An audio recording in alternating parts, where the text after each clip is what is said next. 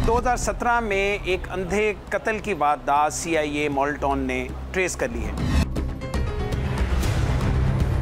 Motorcycle जाते आपस में दो मोटरसाइकिल टकराए। वो सिप्ती हसन जिले को टेलीफोन किया कि मेरी लड़ाई हो गई, इधर पहुंचो फौरी। जब लोग इकट्ठे होने शुरू हुए तो उन्होंने फायरिंग शुरू कर दी। जो एक फायर राहगीर ताहा नामी शख्स को फायर लग जाता है। ये फायरिंग करके अपने मामे को साथ लेके उधर से फरार हो जाते हैं।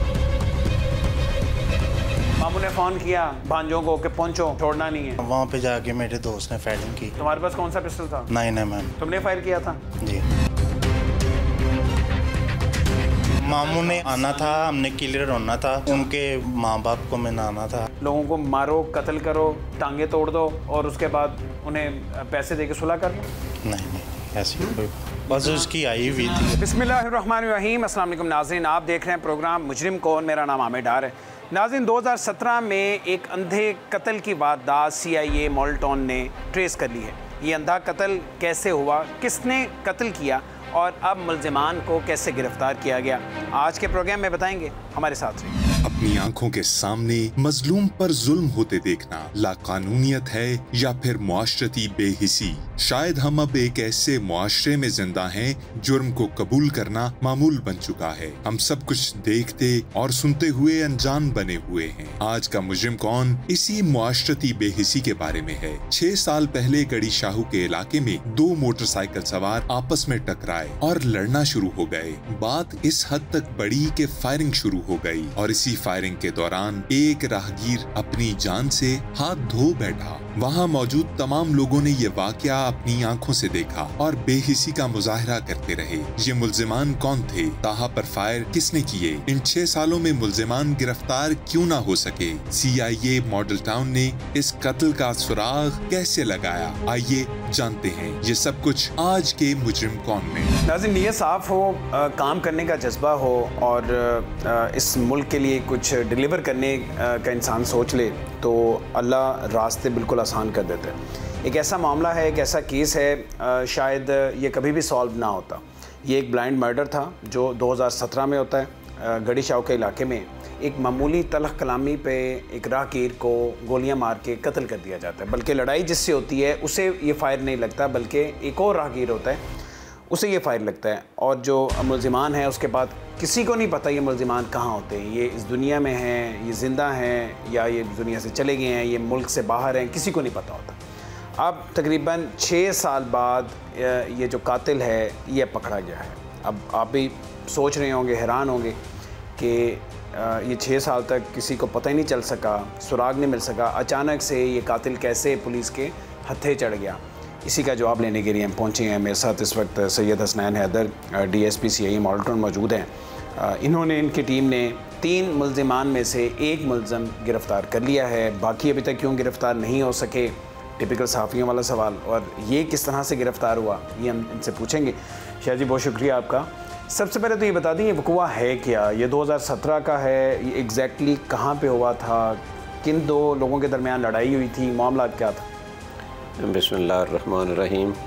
जैसा कि हमारे IG साहब और CCPO साहब ने स्पेशली ब्लाइंड मर्डर और शूटर्स के लिए हमें टास्क दिया हुआ है, जिस पर हमारे DSP साहब ने हमें स्पेशली ब्लाइंड मर्डर और शूटर्स को गिरफ्तारी के लिए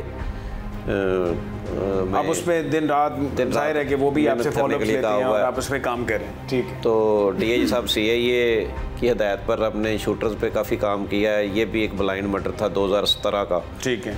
तो जो ज़हरी तौर पे ऐसे लगता था जैसे किसी शूटर ने कत्ल किया हो, क्योंकि ब्लाइंड था।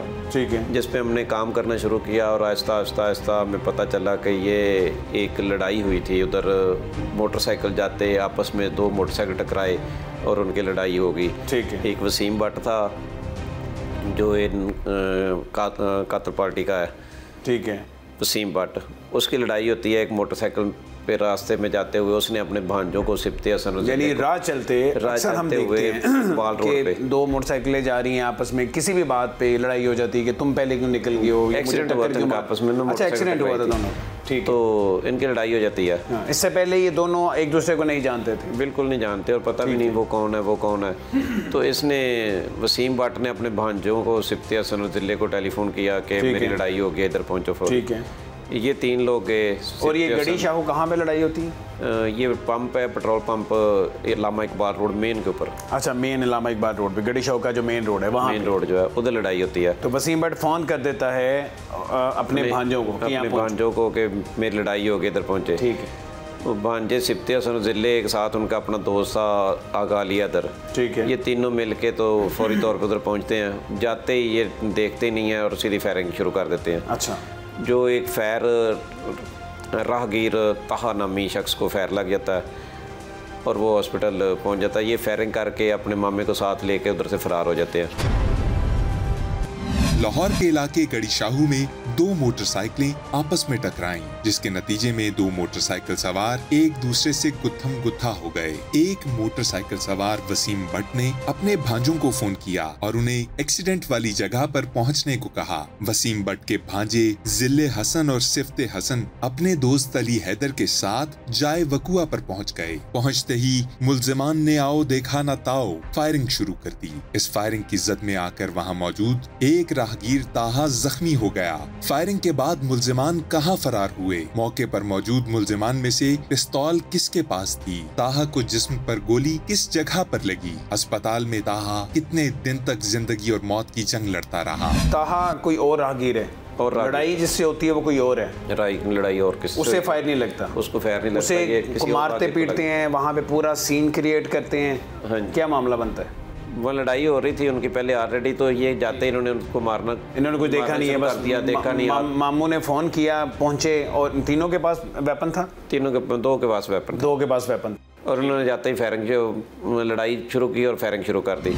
जब लोग इकट्ठे होने शुरू हुए तो उन्होंने फायरिंग शुरू की तो रास्ते में राहगीर एक को फायर लगा। शाह जी, इस तरह के मौक़ों पे तो ज़ाहिर है हमारी एज ए सोसाइटी या कौम हम इकट्ठे हो जाते हैं। कोई भी लड़ाई हो, कहीं तमाशा हो रहा हो, वहाँ तो और बहुत सारे लोग इकट्ठे हुए होंगे, तो बाकी बचत होगी किसी? बाकी अल्लाह के शुक्र बचत होगी और सिर्फ एक शख्स को फायर लगता है, ताहा को। और वो भी ये लड़ाई देख रहा होगा?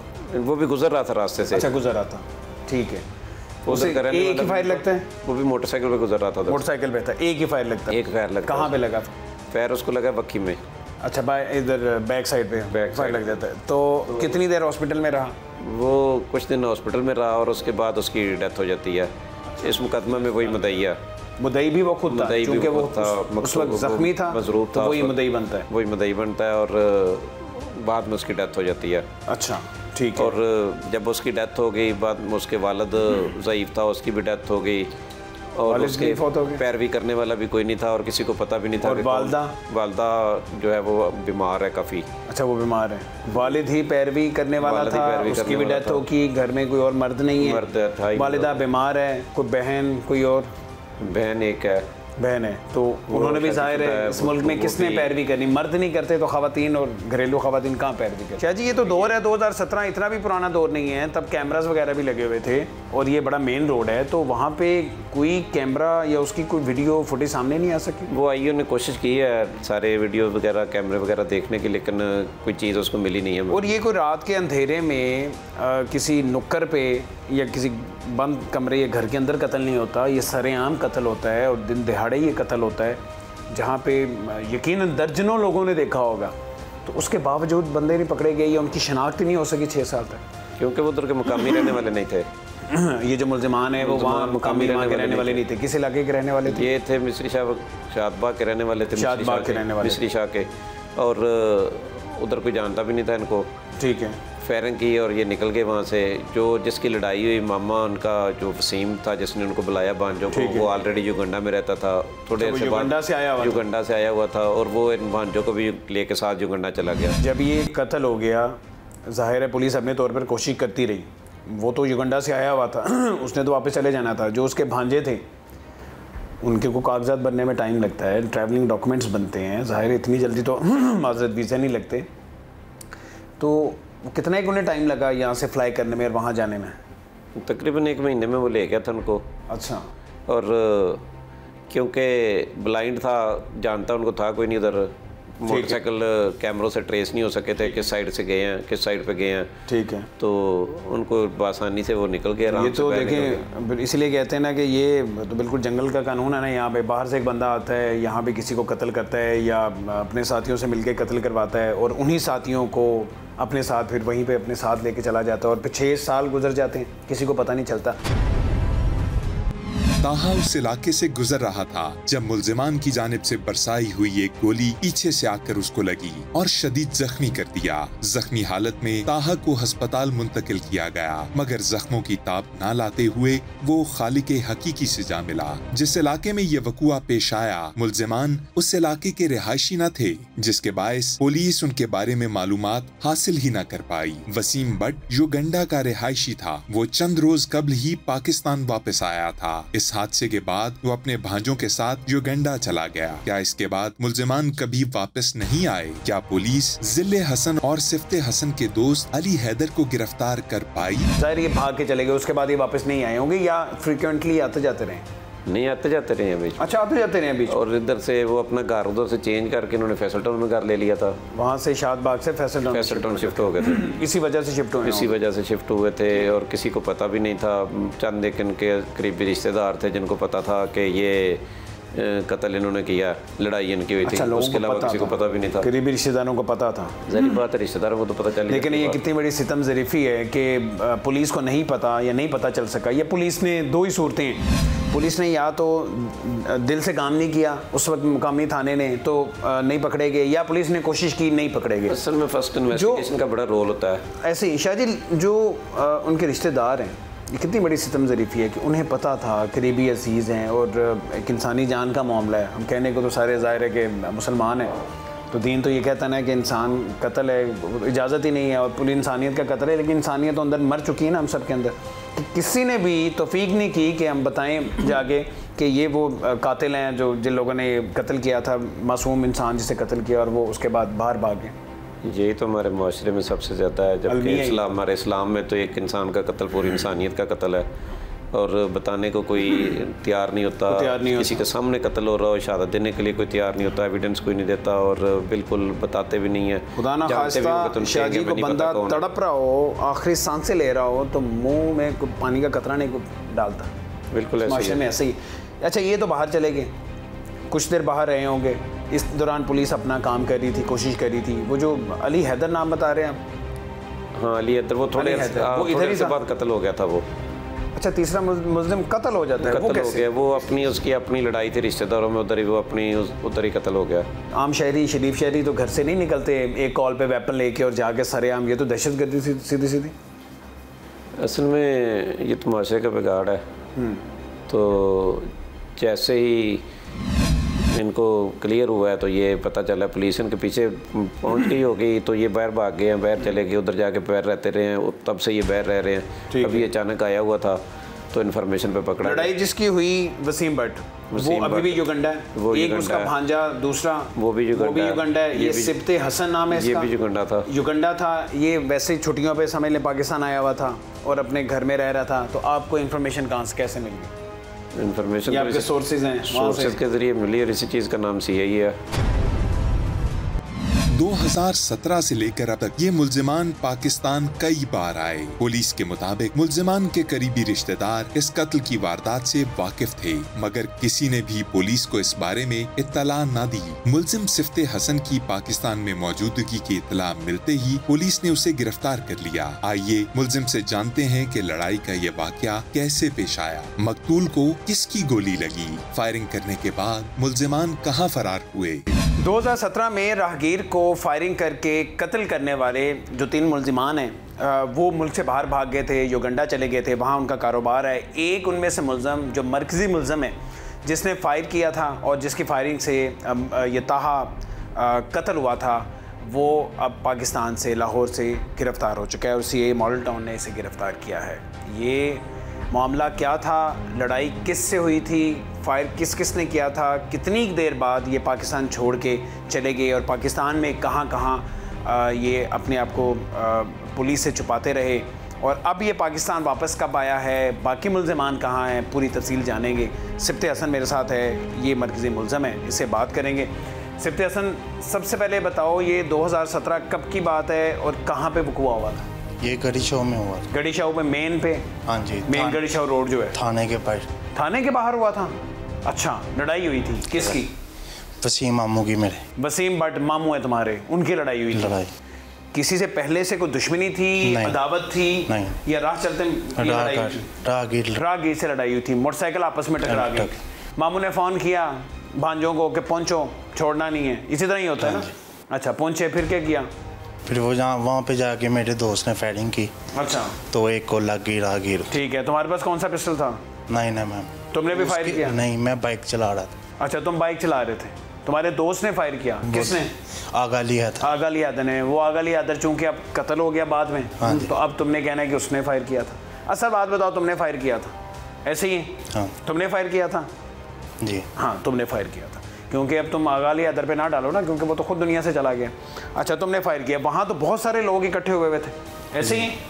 तो तुमने टारगेट करके किसी बंदे को मारा या बस जाते ही फायरिंग कर दी और एक फायर मारा? मैं समझा यही है तो। अच्छा, वो बेचारा क्या कर रहा था? वो तो देख रहा था, वो लड़ थोड़ी रहा था तुम्हारे मामू के साथ? या मारना किसी और का था, उसे लग गया? बस गलती होगी। अच्छा, वहाँ पे लोग भाग भूग गए, ज़ाहिर फायर हुआ तो तुम भी भागे? तुम गए थे, तुम्हारा भाई गया था, उसका क्या नाम है? ज़िले हसन और एक आगा लियादर, 3 लोग गए थे। उसके बाद वहाँ से भाग के किधर गए? हम वहाँ से पहले अपने घर गए थे। वापस घर गए? ठीक है, फिर वहाँ से हम मुल्तान चले गए। मुल्तान चले गए चारों? नहीं, 3 से। तीनों चले गए। आगा लियादर, मामू तो मैं तो भाई मैं। अच्छा, तीनों उधर चले गए। ठीक है, वहाँ को अपने जानने वाले अजीज़ हैं? नहीं, मुर्शद हैं, उनके पास पनाह ली। मुर्शदों को बताया था क्या करके आए? नहीं, उन्हें नहीं बताया हुआ था। ताहा के बारे में उस वक्त पता चल गया था ये कौन है और जिसे फायर लगा था, ये जिसे फायर मारा था? मामू के पास ही खड़ा हुआ था। मामू के पास खड़ा हुआ था। तो कब पता चला कि वो अब मर गया? पहले तो वो अस्पताल गया था, जख्मी था। कब, किसने बताया? को बंदा भेजा था उसके पीछे? बंदा भेजा। कौन? को अपना जानने वाला? मामू ने भेजा। मामू ने बंदा भेजा, जरा जाओ चेक करके आओ।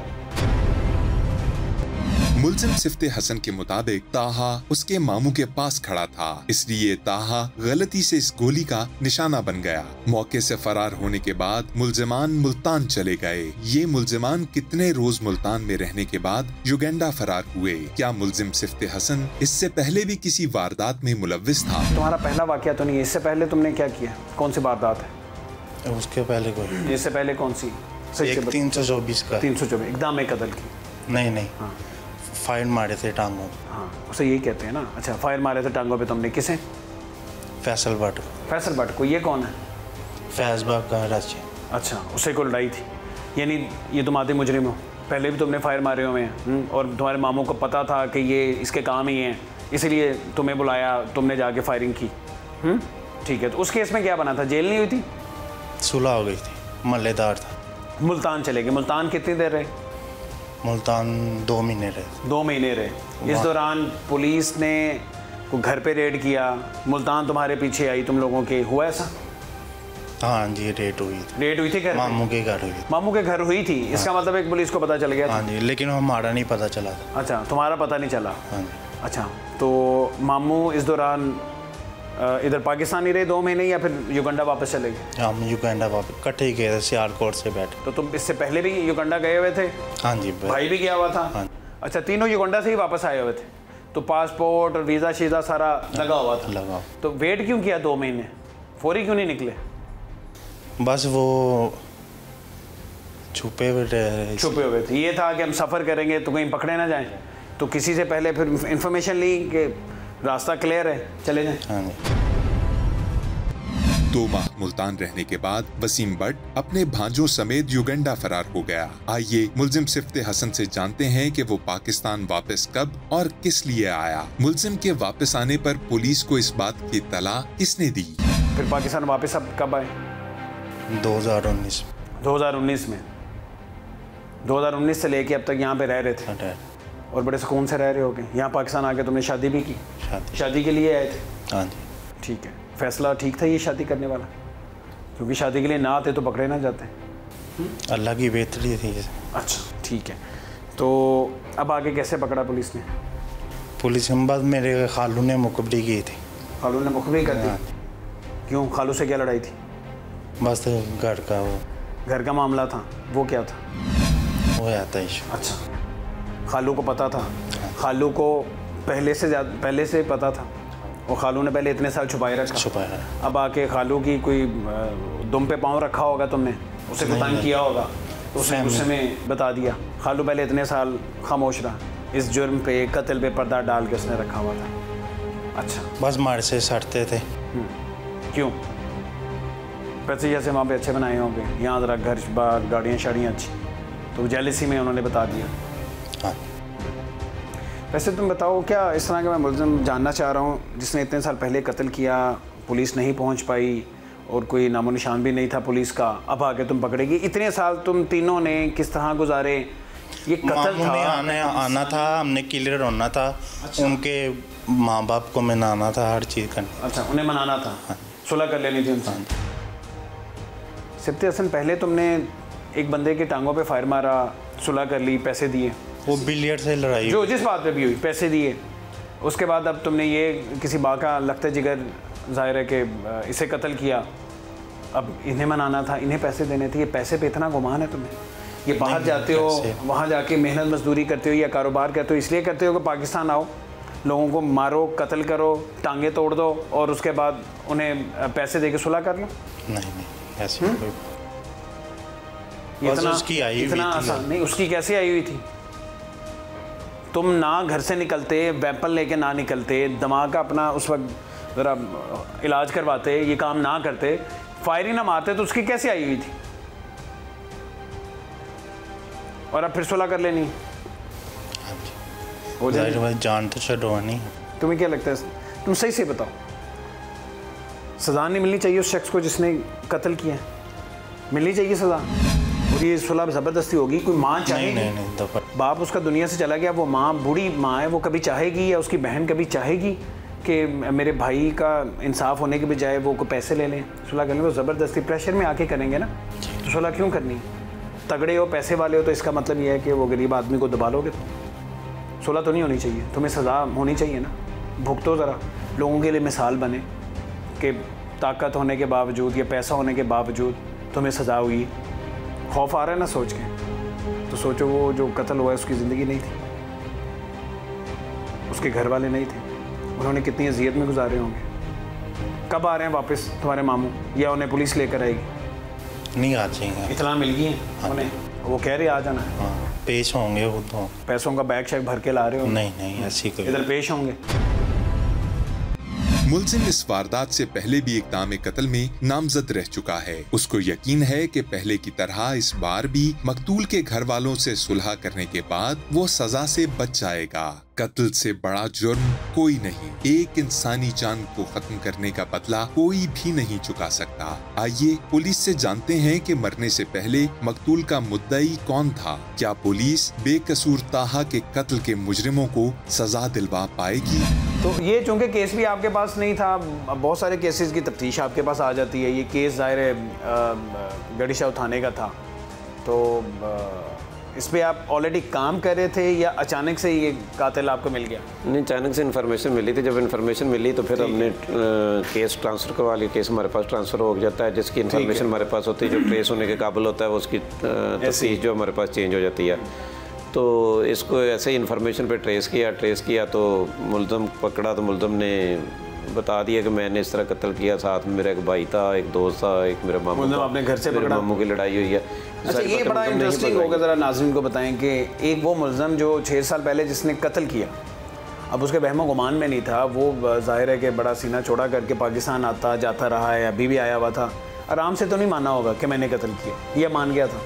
नहीं, आराम से कौन मानता है, कत्ल है आखिर। मेरे पास इन्फॉर्मेशन थी, पूरी सारी डिटेल की इन्फॉर्मेशन मेरे पास पहुंच चुकी थी, किस तरह मम्मी की लड़ाई हुई, सारी बातों का मुझे पता था। ठीक है। तो जब मैंने उसको बताया कि इस तरह तुम आए थे, इस तरह गए थे, इस तरह तुम भागे हो, तो उसको मजबूरन मानना पड़ा। उसने बताया कि मैं बिल्कुल ऐसे ही है, सारी बात उसने क्लियर कर दी कि इस तरह हुआ था, इस तरह हम आए थे, तो इस तरह हमने कब फायरिंग की। फिर हम चले गए, मामू ऑलरेडी युगांडा था, युगांडा में इनका अच्छा उसका बिज़नेस है, गाड़ियों का काम करता है, शोरूम है उसका मामे का, उसने इनको भी साथ उधर कंपनी बना दी और ये भी उधर काम कर रहे हैं गाड़ियों के उसके साथ ही। ये इन्फॉर्मेशन अब उन्हें मिल गई होगी जो बाकी मुल्ज़िमान है, युगंडा मामू को, दूसरे भाई को। बात है, ये पकड़ा गया तो पाकिस्तान नहीं आएंगे, वो तो पाकिस्तान नहीं आएंगे। और आप इस इंतजार में तो नहीं बैठेंगे कि बाकी मुल्ज़िमान इसी तरह पाकिस्तान आए तो हम पकड़े, या नहीं उनको आप वहाँ से लाएंगे करवा के रेड वारंट लेकर उनको लेके आएंगे। अच्छा, रेड वारंट जारी करवाएंगे, लेकर आएंगे। बिल्कुल, ये तो बहुत बड़ी कमिटमेंट होगी, क्योंकि ये देखें ये तो एक मजलूम का साथ, और ये ऐसा मजलूम ख़ानदान है कि जिसमें अब पैरवी करने वाला कोई नहीं है। जो मुदई है वो खुद चला गया, वालिद वो दुनिया से चला गया, माँ बीमार है, तो उस माँ ने तो कभी सोचा ही नहीं होगा कि मेरे बेटे का इंसाफ होगा। तो ये तो आपके इस CIA की, आपके अफसरान की, आपकी टीम की कमिटमेंट है जो आप लोगों ने कर दिखाया। हम जो काम भी करते हैं अल्लाह की रज़ा के लिए करते हैं। कत्ल से बड़ा तो जुर्म है ही नहीं है। उन लोगों को पता होता है कि फ़लाँ शख्स ने कत्ल किया, लेकिन उसके बावजूद वो पर्दा डाल के बैठे होते हैं कि जी मेरा अजीज़ है, मेरा दोस्त है, या किसी न किसी मसलहत की वजह से खामोश बैठे होते हैं। तो उन्हें भी कोई एक छोटा सा बीइंग ऑफिसर एक पैगाम दें कि इस तरह से तो नहीं करना चाहिए। जुर्म करना और जुर्म छुपाना एक जैसे जुर्म है। बिल्कुल बराबर है, और उतना ही गुनाह है जितना जुर्म छुपाना और जुर्म करना। जुर्म करने वाले को भी उतना ही गुनाह मिलता है जितना जुर्म छुपाने वाले को मिलता है। तो मेरी आवाम से यही है कि जुर्म को छुपाना नहीं चाहिए। जैसे ही कोई जुर्म नज़र आए या इतला मिले या किसी को पता हो, कोई देख रहा हो या किसी को इतला भी हो, तो फ़ौरन मुकामी पुलिस को बताए। अब इस केस को आप खुद से ही टेकअप कर रहे हैं? मुदई तो उस तरह से नहीं आते होंगे पीछे? नहीं, मुदई नहीं आ रहे।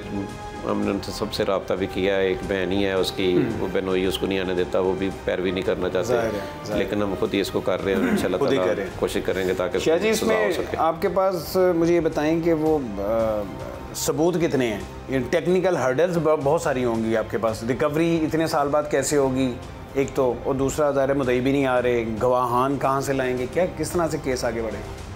वो हम एविडेंस कलेक्ट करने की कोशिश कर रहे हैं। सबसे बड़ी जो एविडेंस है वो वेपन होगा, तो वेपन की रिकवरी कैसे होगी? वेपन अगर असल ना रिकवर हो तो हम उस पर दफ़ा आज़ाद कर देते हैं कि जुर्म छुपाने के। ठीक है, वो साथ आज़ाद कर देंगे अगर असल ना रिकवर हुआ तो। इतना अरसा बाद अक्सर वो वेपन या तो फेंक देते होते हैं या वेपन नहीं भी मिलता, लॉस्ट हो जाता है, नहीं मिलता, वो वेपन असल वाला नहीं मिलता, तो फिर दफ़ा आज़ाद कर देंगे ताकि इसको सज़ा मिल सके। जुर्म सज़ा मिलेगी इसे इंशाअल्लाह, 302 वाली सज़ा मिलेगी। बिल्कुल।